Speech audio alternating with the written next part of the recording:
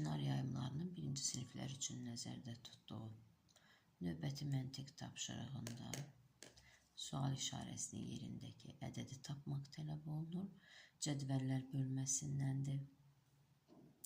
Biraz çətin görsənsə də diqqətlə yaxından baxaraq və sətir üzrə bütün ədədlərin cəminin eyni ədədi ifadə etdiyini görürük.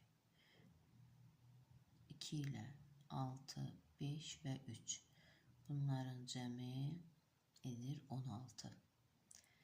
İkinci sətirdə verilmiş ədədlərin cəmi 16 edir. Üçüncü sətirdə 16 edir. Deməli, sual işarəsinin yerindəki ədəd də bu 3 ədədin cəmindən sonra 16 edəcək rəqəm ədəd olmalıdır. 6 ilə 3-ün cəmi 9, 9 ilə 4-ün cəmi, 9 ilə 5-in cəmi 14. Hansı rəqəm 16-nı əmələ gətirəcək?